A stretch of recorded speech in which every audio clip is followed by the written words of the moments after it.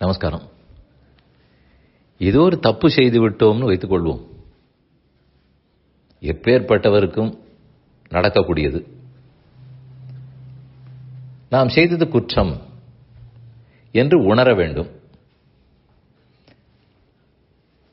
ஆனால் குற்ற உணர்வு வேண்டுமா? செய்தது குற்றம் என்று உணர வேண்டும், அது வேறு. குற்ற உணர்வு தொடர்கிறதே, அது வேறு.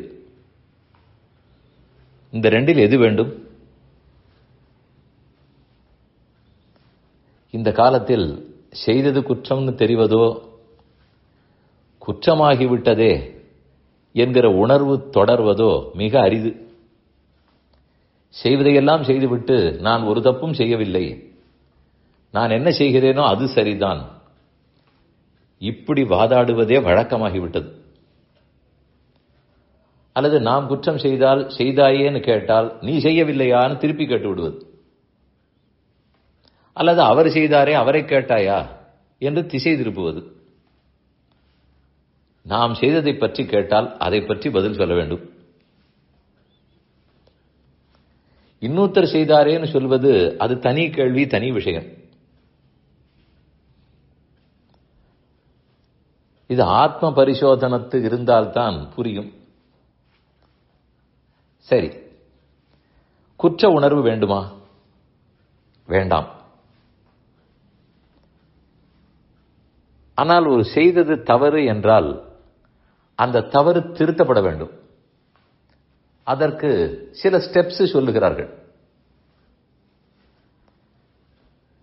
செய்த குற்றத்தை ஏற்றுக்கொள்ள வேண்டும், குற்றம் புரிந்தோம்னு ஒத்துக்கொள்ள வேண்டும், இனிமேல் செய்ய மாட்டேன் என்று உறுதியளிக்க வேண்டும், அதற்குண்டான பிராயச்சித்தத்தை தேட வேண்டும், அதை செய்ய வேண்டும். இப்படி 4 நிலைகள்.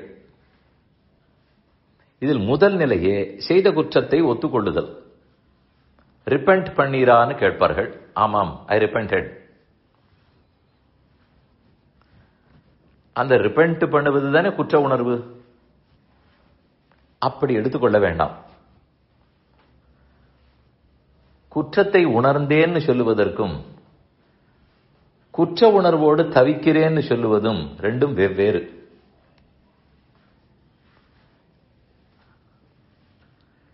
குற்ற உணர்வு தொடர்கிறது என்றால்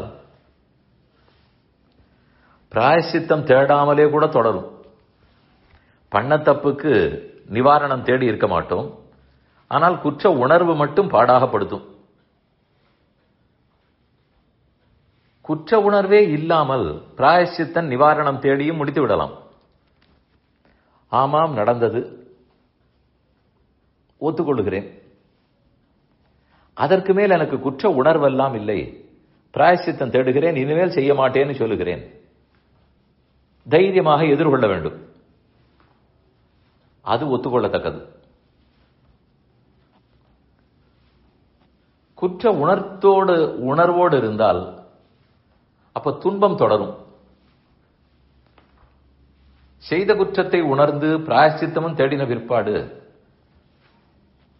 துன்பம் தொடர்ந்தால் அது பகவானுக்கே பிடிக்காது. இவர் எதற்கு குற்ற உணர்வோடு துன்பத்தோடு இருக்கிறார்னு தான் நினைப்பார். ஆனால் ஒரு சாராருடைய வாதம், குற்ற உணர்வு தொடர்ந்து கொண்டே இருந்தால்தான் மீண்டும் அந்த குற்றத்தை செய்ய மாட்டோம், ஆகவே தொடர வேண்டும் சொல்லுவார்கள். அது அவசியம் இல்லை. இதை பற்றி குற்ற உணர்வு இருந்தால் வேற ஏதோ ஒரு குற்றத்தை செய்து விடுவோம். அப்ப என்ன செய்ய?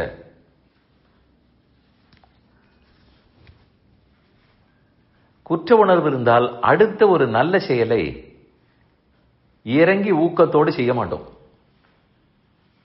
இதை பற்றியே நினைத்து மருகி கொண்டிருப்போம். சிரிப்பே போய்விடும். அப்படியெல்லாம் இருந்தால்தான் இந்த சம்சாரத்தில் வாழ கற்றுக்கொண்டோம், சம்சாரத்திலிருந்து வெளியேற முடியும், முக்தி கிடைக்கும் என்றெல்லாம் நினைக்கவே வேண்டாம். அழுது கொண்டே இருந்தாலோ, வருத்தப்பட்டு கொண்டே இருந்தாலோ, துன்பப்பட்டு இருந்தாலோ, கவலைப்பட்டு கொண்டிருந்தாலோ அப்பதான் முக்தின்னு யாரும் சொல்லவில்லை. அப்படி இருந்தால் கவலைப்பட்ட அர்ஜுனனை பார்த்து மாசுச்சகான்னு கண்ணன் சொன்னார். என்ன, அவர் கவலைப்படாதேன்னு சொன்னதை வைத்து குற்றம் செய்ததை நினைத்தே கவலைப்படாதே, அதற்கு ரிப்பெண்டும் பண்ணாதே, நீ செய்ததே சரின்னு சொல்லுன்னு அவர் சொல்லவில்லை. தப்புன்னு இருந்தால் உணர வேண்டும், அவ்வளவுதான். அதற்கு பிராயச்சித்தம் தேடி இனிமேல் செய்யவில்லை என்றால் அதோடு அதை விட்டு அடுத்த தோண்டில் இறங்க வேண்டியதுதான்.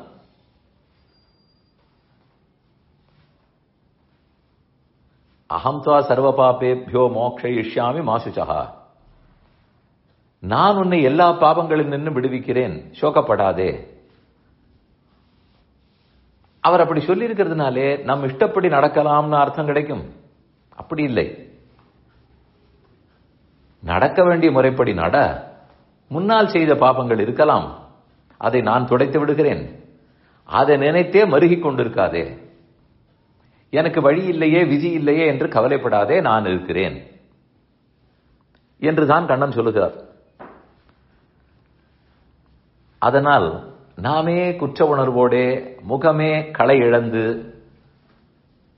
ஏதோ நடந்து விட்டது, ஆகாசம் இடிந்து பூமியில் விழுந்து விட்டது என்றெல்லாம் நினைத்து கொண்டு மருகவே வேண்டாம். அப்படி இருந்தால் உள்ளே இருக்கும் பிரம்மமும் சேர்த்து வருத்தப்படுவார். தைரியமாக எதிர்கொள்ள வேண்டும், ஒத்துக்கொள்ள வேண்டும், பிராயசித்தம் தேட வேண்டும். அடுத்தத்தை திரும்ப செய்யாமல் நல்ல பணிகளில் ஈடுபட வேண்டும்.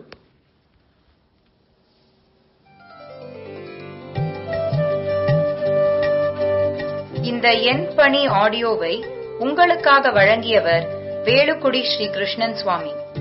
இந்த ஆடியோவை தினமும் உங்கள் மொபைலில் பெற கிஞ்சித் என் பணி KINCHITENPANI என்ற ஆப்பை கூகுள் பிளே ஸ்டோரிலோ அல்லது ஆப்பிள் ஐ ஸ்டோரிலோ டவுன்லோட் செய்து கொள்ளவும். தினம்தோறும் இது போன்ற உபன்யாசங்களை கேட்டு மகிழவும்.